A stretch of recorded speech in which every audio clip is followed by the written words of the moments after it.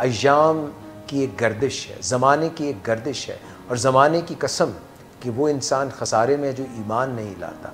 और ईमान अगर हमारा इस चीज़ पे आ जाए कि हम सब्र करें, शुक्र करें, बांटें और अमल सालिहा करें, अच्छे काम करें और लोगों से क्रिटिसिज्म और तकलीफ़ ना दें, ना ये व्यापारी ना बने, तो हम ये सब ठीक कर सकते हैं। ये कुछ है जो विलिंग वेज़ में इनफरादी तौर पे और सबसे मिलकर यानी ग्रुप्स में थेरेपी होती है, बात होती है।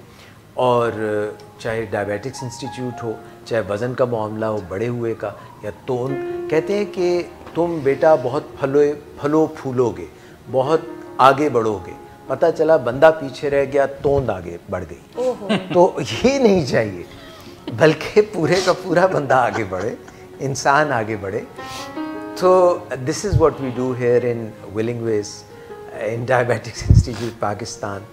चाहे वो ज़हनी प्रॉब्लम हो, ज़हनी कोई ख़राबी हो, दिमागी कोई प्रॉब्लम हो, कोई बैलेंस लाइफ का आउट हो, ताल्लुकात का बैलेंस आउट हो, रूह का जो है वो कहीं उसको ग्रहण लग जाए या कोई उसमें ख़राबी हो, तो ये सब रंगों को कौसे कुज़ा बनाने के लिए इनको जो है एक रेनबो बनाने के लिए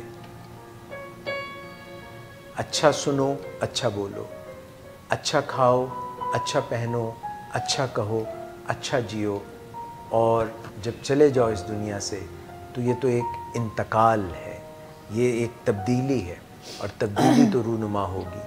तो जो चीज़ें हमारे इख्तियार में हैं उनको हम तब्दील कर लें, और जो इख्तियार में नहीं है उसको एक्सेप्ट कर लें। सही है। और क्या इख्तियार में है और क्या इख्तियार में नहीं है, ये हमें अल्लाह ताला अक्ल समझ बूझ दे, ताकि हम ये ना समझें कि ये तो हमारे इख्तियार में नहीं। क्या पता जिस चीज़ को हम समझ रहे हो कि हमारे इख्तियार से बाहर है और हम अपने आप को कमतर और हकीर समझ रहे हो, वो असल में हमारी दस्तरस में हो। तो अपनी दस्तरस बढ़ाने के लिए हम जब एक उफ़क़ को देखते हैं तो हमें लगता है कि शायद यही इख्तिताम है, मगर जब उस उफ़क़ पे पहुँचते हैं तो पता चलता है कि अभी मंजिलें और भी हैं। अपना बहुत ख्याल रखिएगा, इंशाल्लाह फिर मुलाकात होगी, और वॉक योर टॉक में आपसे ये सिलसिला जारी रहेगा। Willing Ways Diabetics Institute and Joy of justice.